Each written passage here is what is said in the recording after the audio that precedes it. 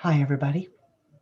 This is the first in a series of scoring videos that will walk through how scoring works when you play bridge, how your own personal score is calculated at the end of a bridge hand, how you compare to other bridge players in that game, and how well you have performed at the end of that session. So this is the first video. Go to our website after this and look for other videos to get a complete picture. So let's get started. Okay. So we're going to talk about scoring in duplicate bridge. So we're going to talk about duplicate scoring. When you play online in Bridge Base, BBO, or you play in Shark Bridge with us, or any other duplicate bridge platform, the software is going to use duplicate scoring to show you your results. So let's do a quick aside on what duplicate bridge is. Duplicate bridge is a form of bridge that is played in club settings, whether you are in a brick and mortar live club or whether you are in an online bridge game. All right?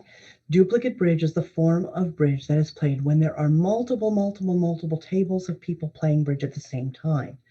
Now, in the online environment, every table is going to play the same board at the same time.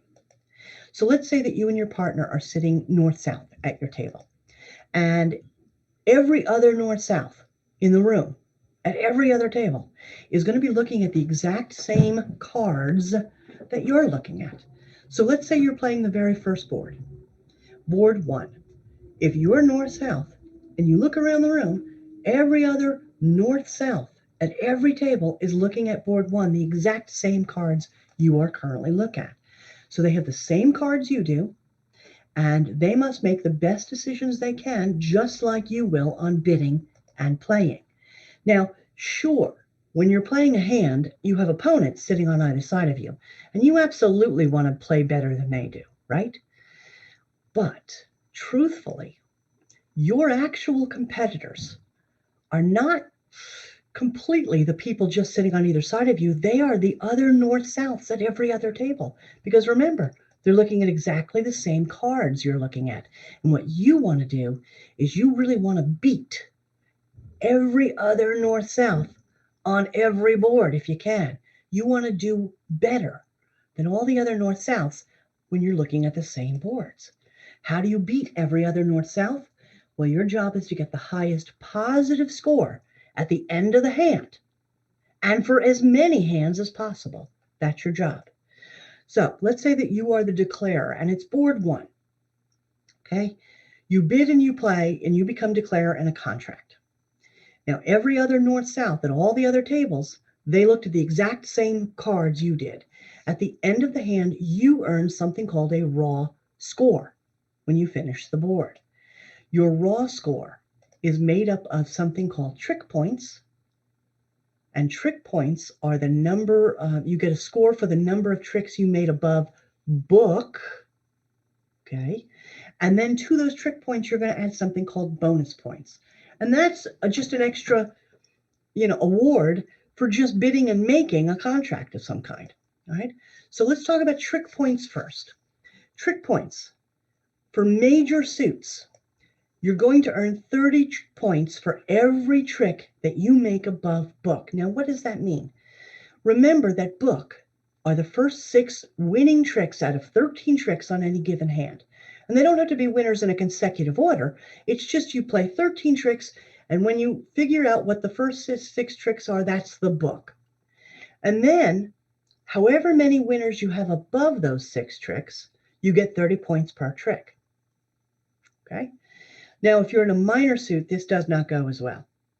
You still get points for every trick above book, but now those points are only 20 points per trick, not 30. Minor suits don't score well in duplicate bridge.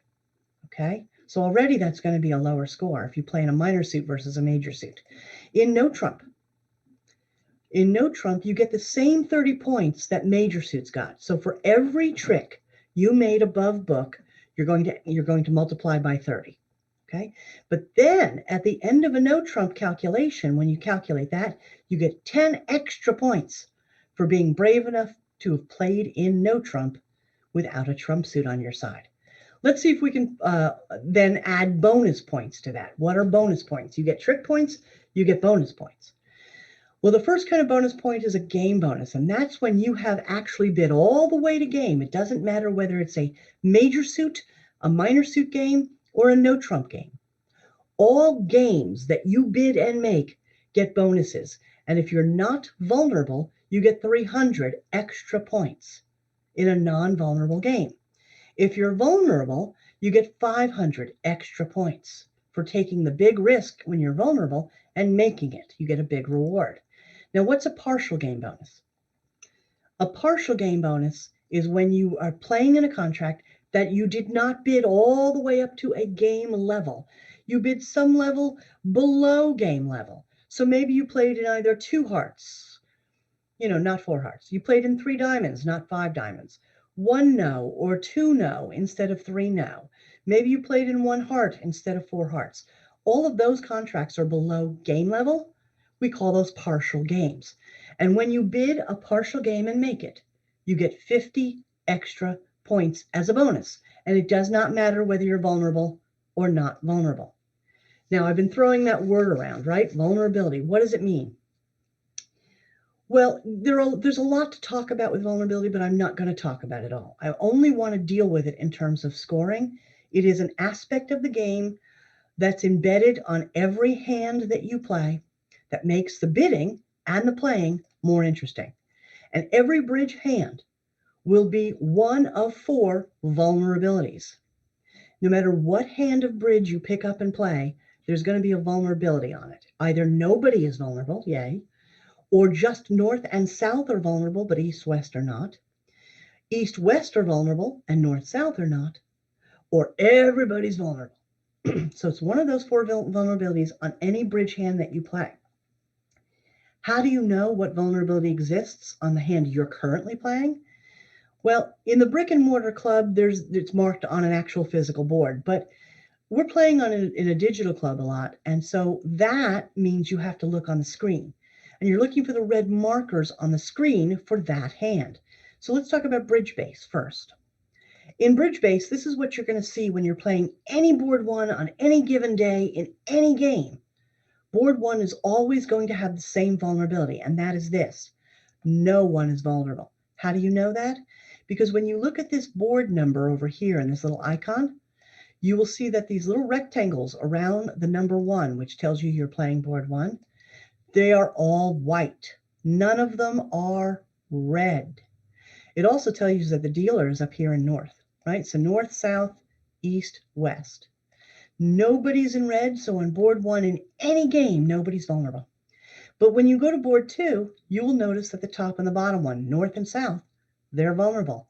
Any game, anytime, board 2, north and south, will be the vulnerable ones.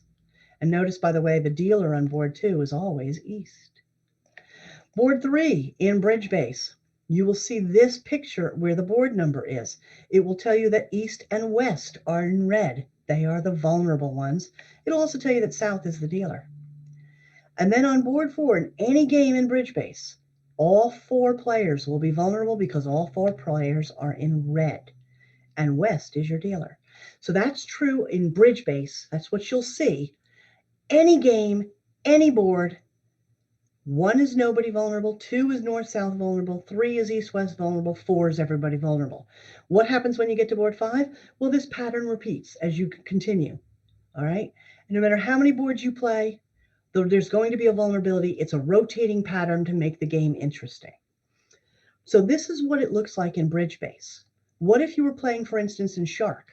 How would it look? How would you see the vulnerability? Now, remember I said on board 1, any game, anytime, nobody is vulnerable, nobody's red.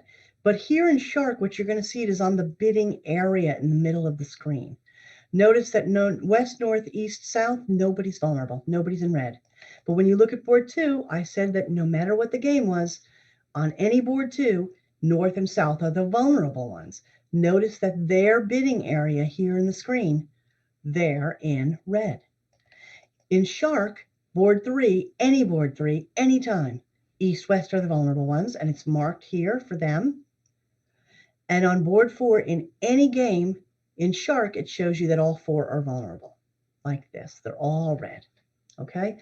So vulnerability is just an interesting aspect to the game that makes bidding and playing, sometimes a little harder, sometimes a little more challenging because you're always thinking about it. I don't care about that bidding portion right now. You only care right now about how vulnerability on any given board affects how your final score, your raw score, is calculated at the end of the hand. So your only takeaway about vulnerability for our purposes right now is this. If you are declare and your raw score at the end of the hand gets calculated, vulnerability will impact that score, whether you're vulnerable or whether you're not. Okay? Now, let's start to put this whole thing together. Let's say that you're in 4 hearts and you make 4. Now, making 4 means you had to take 10 tricks, right? Book, 6 tricks, plus 4.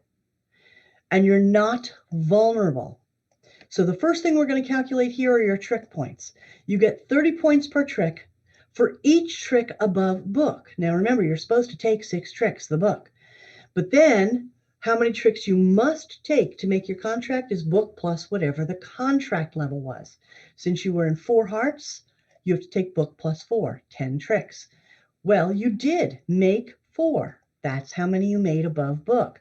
So you multiply 30 times those 4 tricks above book, and you get to 120 trick points. But then we're going to add a bonus to that. Now, you are in a game. You're not vulnerable. So we add 300 points for a non-vulnerable game bonus. And 4 hearts making 4 not vulnerable is a score of 420 points. That's your raw score at the end of this hand. How does vulnerability impact this? Well, let's say we're still in 4 hearts and we make 4, right? So we took our 10 tricks. We took 4 tricks above book. The trick points won't change because vulnerability does not impact trick points.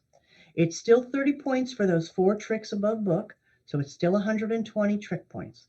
But now the game bonus is going to be different because a vulnerable game bonus is 500 points. Wow. 500 plus 120, your raw score after 4 hearts making 4 vulnerable is 620. Nicer, huh? Right. Whenever you're vulnerable and you're thinking about going to game, you should probably give it a try because the reward is much greater. Okay? Let's take a look at no trump here. Now, in no trump contracts, we don't often take as many tricks as we do with trump contracts. The only thing you really need to know about this for now is this. When you have a trump suit on your side, you will tend to take extra tricks. You will. You will tend to take more tricks than you will in a 3-no trump contract. You just will. You're just going to have to trust me on this. So when you're in 3-no trump, you are expected to take 9 total tricks, book plus 3. And that's often when you make 3-no, when you're in 3-no trump, that's often what you make. You don't always go higher than that because you don't have a trump suit on your side to help you. So let's assume you're in 3-no trump and you make 3, and you're not vulnerable. So let's first do the trick points. You use the same number as major suits do, 30. So you made 3 tricks above book. You multiply 30 times those 3 tricks and you get 90 trick points in 3-no trump making 3. Now, you're in a game contract, so you're going to give yourself a game bonus. The non-vulnerable game bonus is 300. So far, so good. But then we said earlier, and we're going to apply it now, when you're in a no trump contract, whether you're in game or not, you get 10 extra points for being brave enough to play without a trump suit. Whether you're in a game no trump contract or a partial no trump contract, you get those 10 extra points. And so now your total raw score would be 400 in 3-no trump making 3 if you were not vulnerable. What if you were vulnerable and you were in 3-no making 3? Well, the trick points don't change. They're not impacted by vulnerability. You still took 3 tricks above book, multiply that by 30 points per trick, you get 90 trick points. But now your game bonus is going to be different because you are vulnerable. That's a 500-point game bonus. And so you add 500 now instead of 300. You still get your 10 points for being brave enough to play without a trump suit.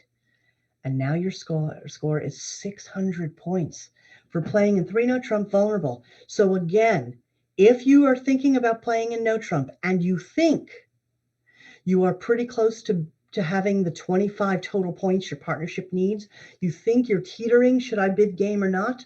If you're vulnerable, give it a shot because the reward is so big. Okay? If you're on the bubble about should I go to game and no trump, I think we might have it, and you look at the vulnerability and you notice that you are vulnerable, give it a shot because the reward is pretty great. Now, minor suits do not score well. All right, we saw earlier that the scoring rubric only gave for trick points 20 points instead of 30 points the way majors and no trump get. Also, you don't often go all the way to game in minor suits. You just usually don't have the partnership points together to do that. So if you never go to game in minor suits, you never get a game bonus, right? You're always going to get a lower score. So that's something to think about with minor suits. Now, remind you that partial game bonuses, especially when you don't go to game in minor suits, that you get the partial game bonus anytime you're in a contract lower than game level. And whether that's a major suit, a minor suit, or no trump, anytime you have not bid all the way to game, you bid 1 no or 2 no, or 1 heart or 3 hearts, or 2 spades, or 2 diamonds or 3 clubs. None of those contracts are all the way to a game level. So when you bid a partial game and you make it, you do get a bonus. But it's only 50 points it's only 50 points as a bonus for playing in a game and making it, for playing in a partial game, and making it. And it does not matter whether you're vulnerable or not, and it does not matter whether it's a major suit or a minor suit or no trump. So let's take, just so you can see the difference between scoring on the 3 level and scoring in a minor suit and scoring on the 3 level in a major suit. Let's say that we're in 3 diamonds, partial game, and we make 9 tricks, 3 tricks above book. We're not vulnerable. First of all, because you're a minor suit, you only get 20 points per trick above book. You made 3 tricks above book. 3 times 20 is 60 trick points in this contract. Now, you're not in a game contract, and so whether I said you were non-vulnerable, but I just threw that in there. It doesn't matter whether you're vulnerable. You bid and made a contract. You get 50 points as a bonus for being in a partial game. So now your total raw score for being on the 3 level and having to take 9 tricks in a minor suit is 110 points. What if you had to take 9 tricks in a major suit? So 3 spades, making 3. You have to take 9 tricks. Same thing you did in the diamond suit. And I said you were vulnerable, but you're going to see vulnerability doesn't matter. Well, now we add trick points. Major suits use 30 points per trick above book. So you still took the 9 tricks, 3 tricks above book, 3 times 30 points each is 90 trick points. So already the trick point difference between major and minor. Minor suits just don't score well. You also get 50 points, partial bonus, for bidding a partial game and making it. Now, yeah, I said you were vulnerable, but notice vulnerability just doesn't matter. It's the exact same partial bonus, whether you're vulnerable or not. So now, 3 spades making 3. You still had to take 9 tricks, and you still have to take 9 tricks kind of the same way, whether you're in a minor suit contract in 3 diamonds or a major suit contract in 3 spades. You still have to go about making those contracts in a similar way. But look at the score difference. Yeah, true, they're not those great big game scores, but major suits still score better than minor suits, don't they? Remember that you're always trying to beat the other north-souths at the other tables. What if north-souths at some tables saw, they went to 3 diamonds, but you saw a path to going to 3 spades? Well, you would beat the heck out of them, wouldn't you? With your 140 versus their 110. Now, we're talking about making your contract, but what if you don't make your contract? You get a negative score. You do not get a positive score, okay? That's when you see in the middle of your screen, and say bridge base in a big yellow box, you see like a minus 100. In Shark, you'll see a minus score in the middle of the screen when you're done. You get a negative score when you don't make your contract, and vulnerability absolutely matters if you don't make your contract. We say that if you don't make your contract, you're down in the contract. That's how we say it. It does not matter if you're in a game contract. It does not matter if you're in a partial game. If you don't make the contract, you're down. It does not matter whether you're in a major suit, a minor suit, or no trump. If you don't make your contract, you're down. And down is down.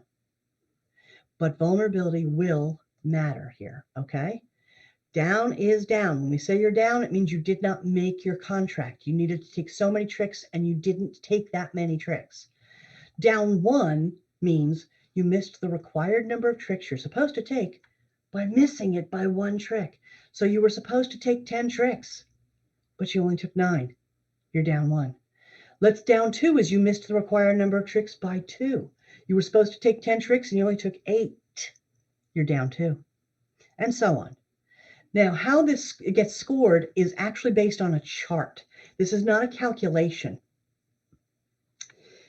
This is based on a chart. You get a specific score for being down so many tricks and being down vulnerable versus not vulnerable. All right. So if you're down 1 and you're not vulnerable, you get minus 50. Doesn't matter whether you were in a major suit, a minor suit, or a no trump contract. Doesn't matter if you were in game or a partial game. Down 1 is down 1. And if you're not vulnerable, you get a minus 50. If you're vulnerable, you get a minus 100. Now, I said this is kind of based on a chart. If you're down 2, you're minus 100 if you're not vulnerable. You're minus 200 if you are vulnerable. Down 3, you're minus 150 if you're not vulnerable.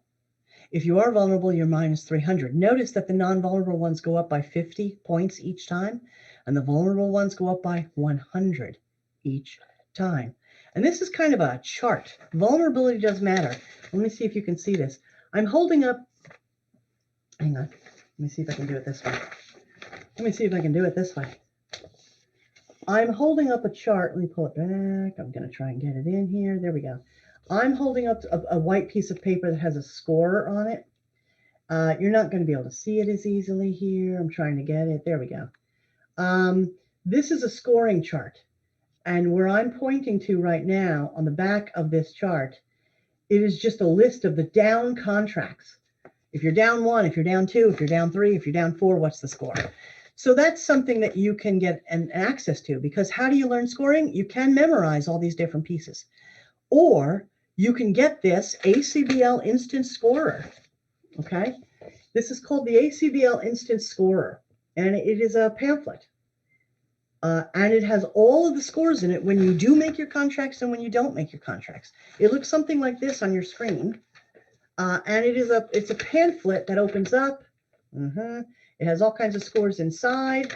It has a front page. There it is. Has a back page. Okay, so it's a little pamphlet. And you can download this ACBL Instant Scorer from our website. You go to our website and you're going to find this orange box in the middle of the screen towards the right.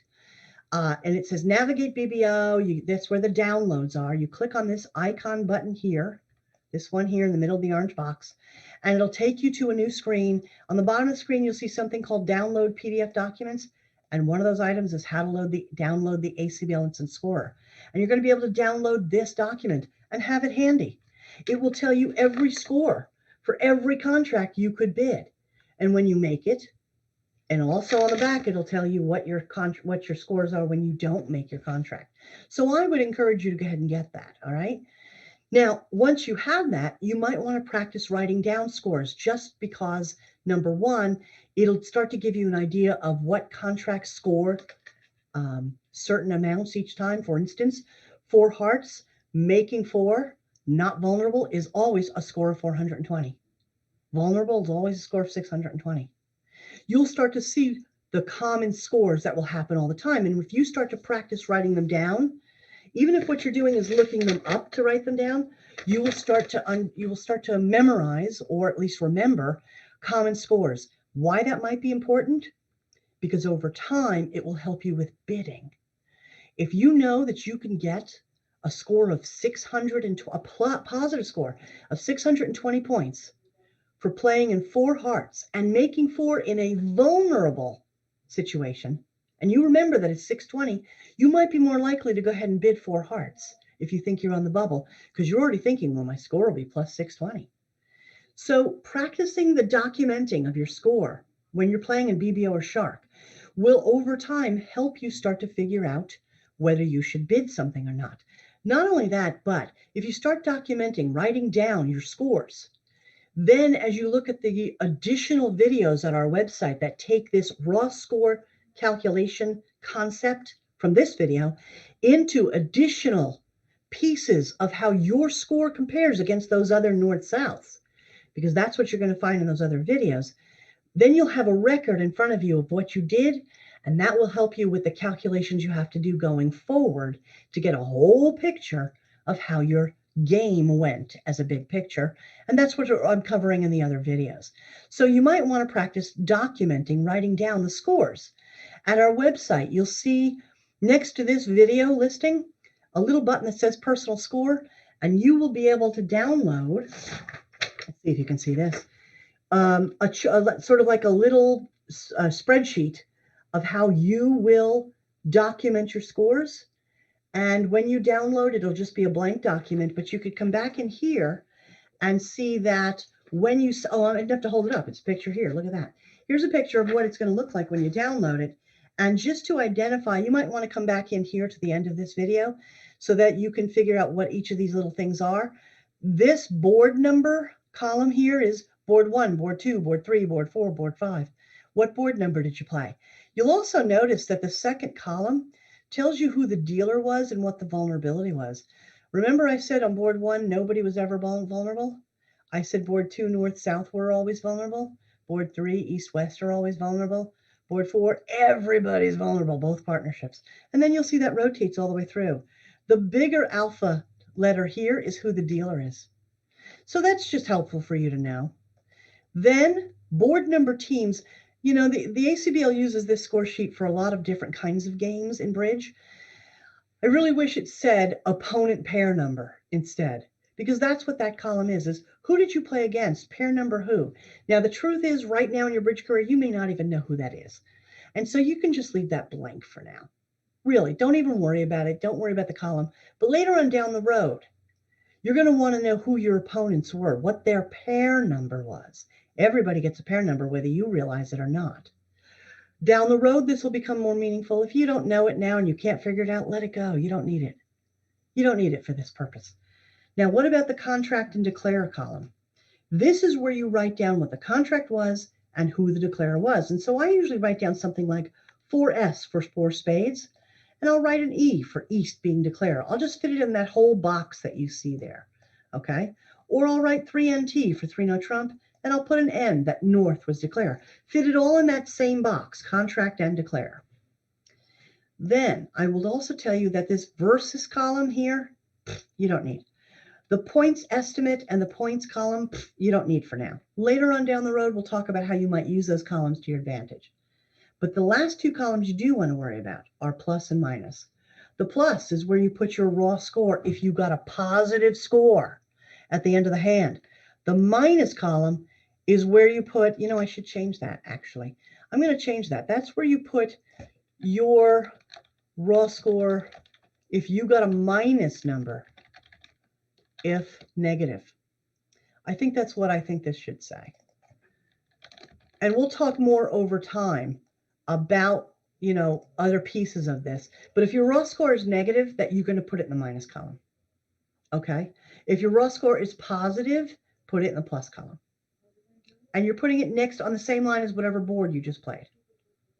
Does that kind of make sense? This will take practice, and we'll do it more over time. What about other videos? Well, we're going to talk about in other videos, and you can go check those out at your leisure, understanding how your raw score compares to other players. So you get a raw score as north-south. What if that table as north-south got a different raw score? What does that mean? So how do you compare against other players? Then we're going to take your raw score and we're going to convert it in something called match points. Because at the end of the game, you've got to figure out how well you did, but based only on the boards you actually played. You might not have played all the same boards as someone else. So how do you convert your raw score into something called match points, and what are match points? Then we're going to take a look at your total result in terms of a total score, not just a raw score, and a percentage for that game. Percentages at the end of a game are something you look at and go, gee, did I get at least 50%? Because 50% in bridge is good. Yeah, in algebra class, not so good, right? But in bridge, you want to get 50% or higher. So how does that get calculated, and how do you compare against other people? And finally, we're going to talk about stratification. When you go look at the totals for the day of how you did, specifically in bridge base and BBO, you're going to see that you're lumped into an A group or a B group or a C group. Why? And what does it mean? So we'll talk about that in other videos. So I am hoping that you found this video helpful. It is the beginning process of trying to calculate your scores. Remember, you can download a duplicate scorer from our website, all right, and keep a personal score as you play each game. And that will make you a better bridge player, because it will help you start to think ahead. Should I bid? Should I not bid? What will my likely score be? Okay? Questions? Feel free to email me. Take care now.